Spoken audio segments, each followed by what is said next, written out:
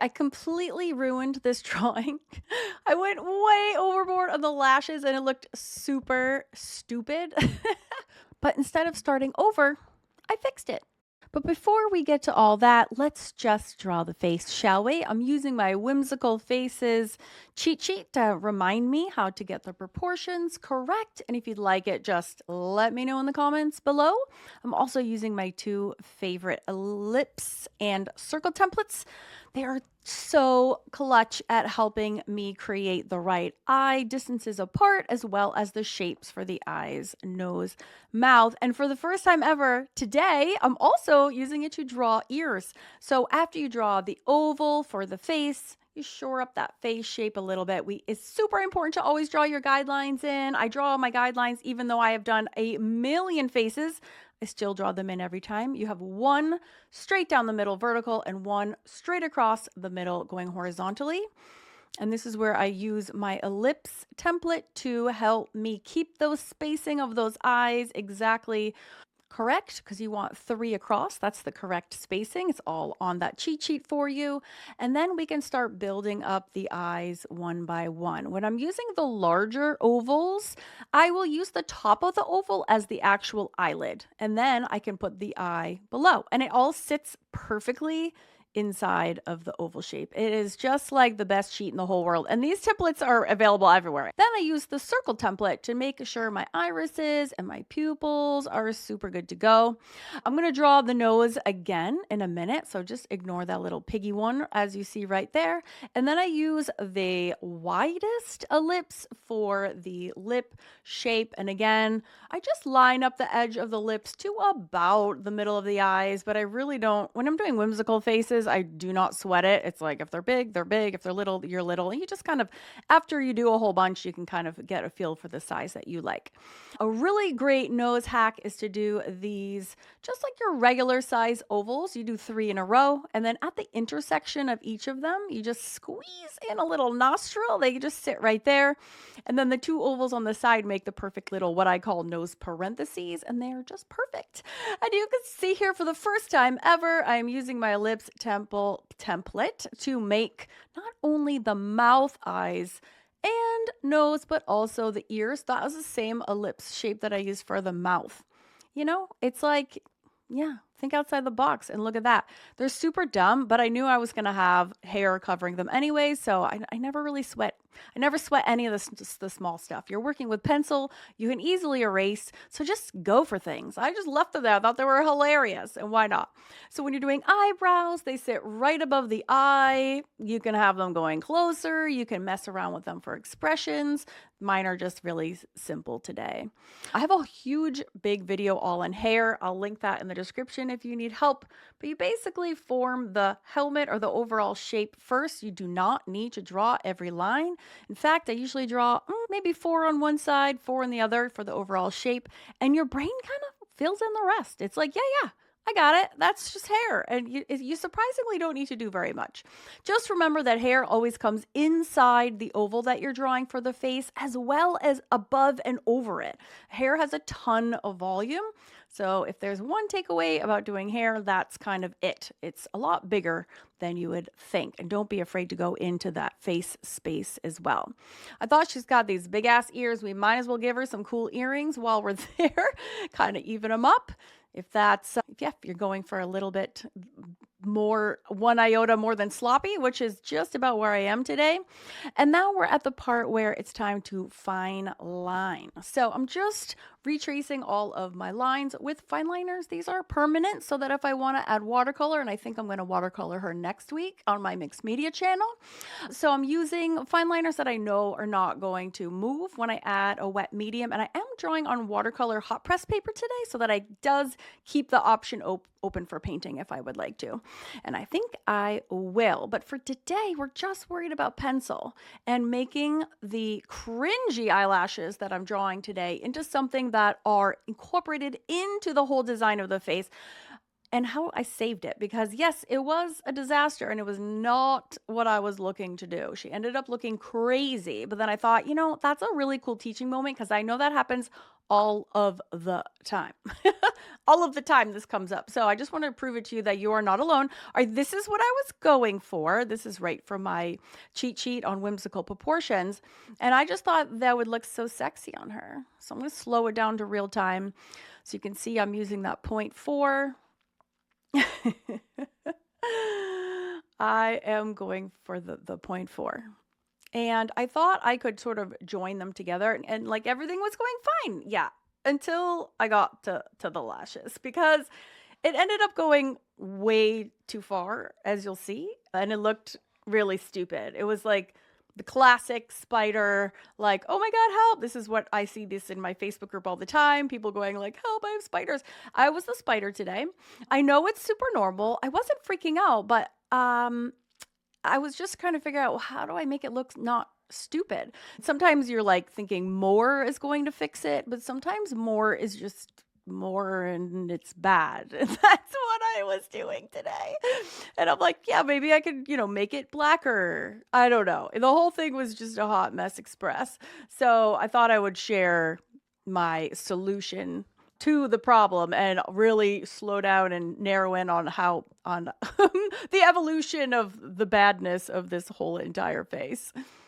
But instead of trashing this, I decided to fix it. So it's not like her face is bad.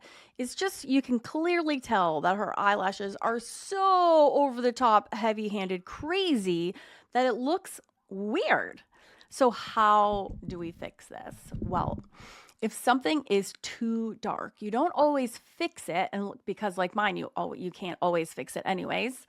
You balance it. Balancing is the fix. So what does that mean? It means purposefully adding black like in a lot of other places. So because I had a lot of black big eyelashes, I needed to add a bit of black to everywhere. So this balances, that's right, but it also distracts your eye away from how crazy those horrible lashes are. Okay, it gives your eye something else to look at besides the eyesore that are the lashes. Okay, so it adds the darker values, which actually are very therapeutic and very fun to do. This reminds me of a lot of Zentangling projects I have here on my YouTube channel, where we're thickening on purpose, adding a lot of thicker line weights. It really helps to draw the eye in different places. It also makes the balance between your really thick lines and your really thin and your little smaller details. It gives it a lot more dimension and interest.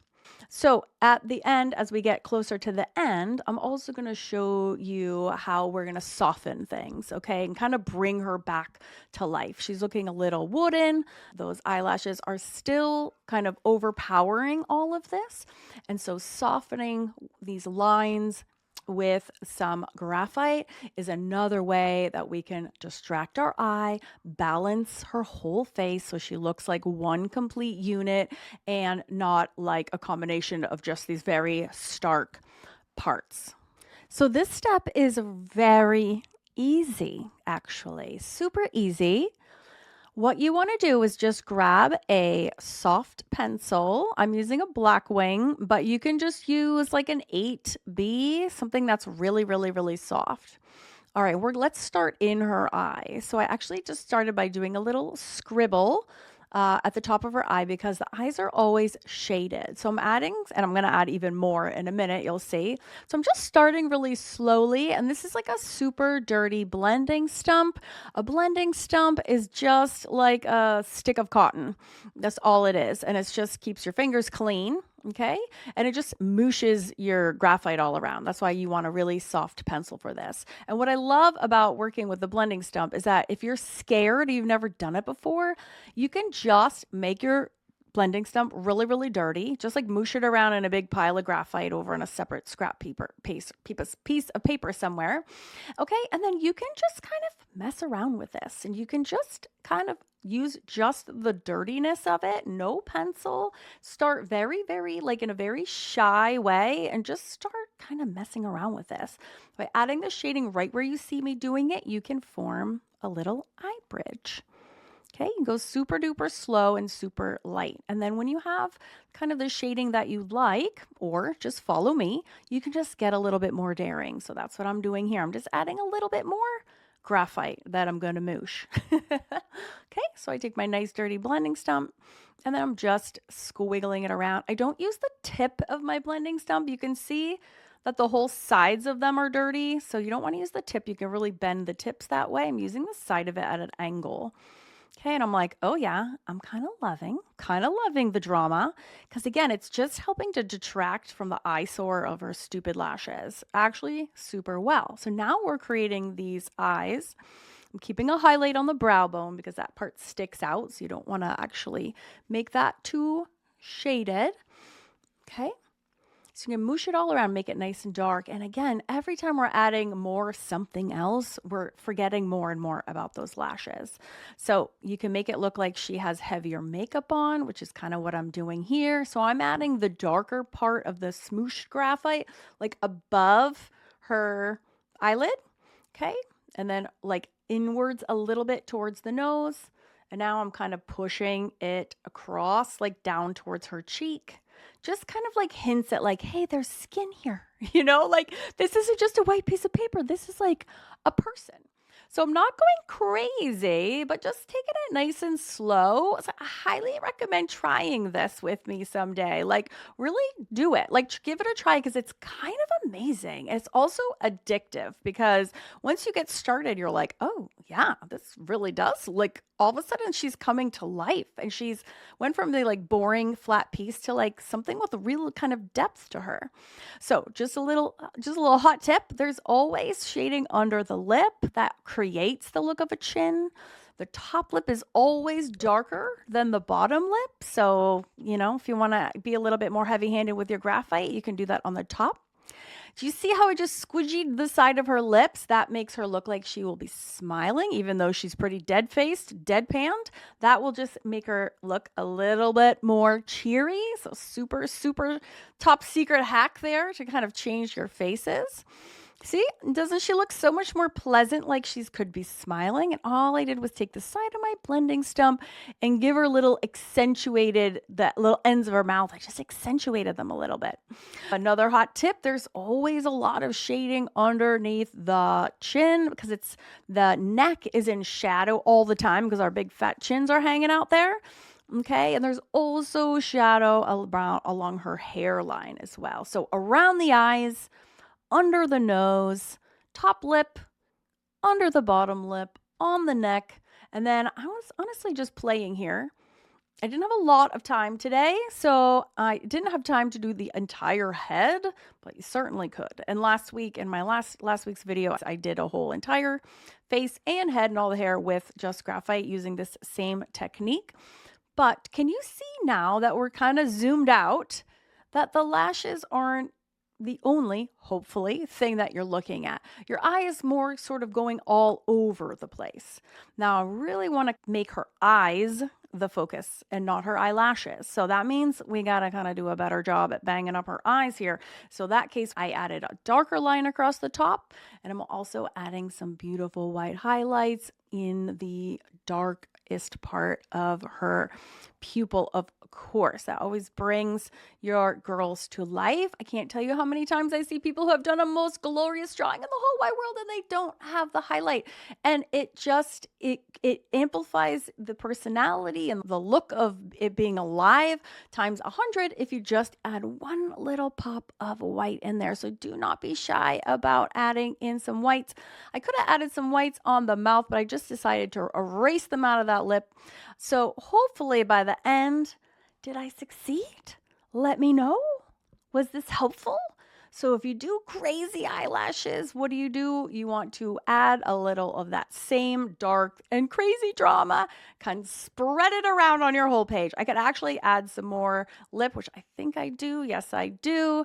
So the more you can pop here and there and everywhere it's an awesome little cheat that hopefully will get you past your next eyelash disaster, because now I actually love her. And I went from being super embarrassed and like, oh my God, I'm going to have to do this all the way over, to like, oh my God, here's a girl I've never done before. Like, hey, cutie.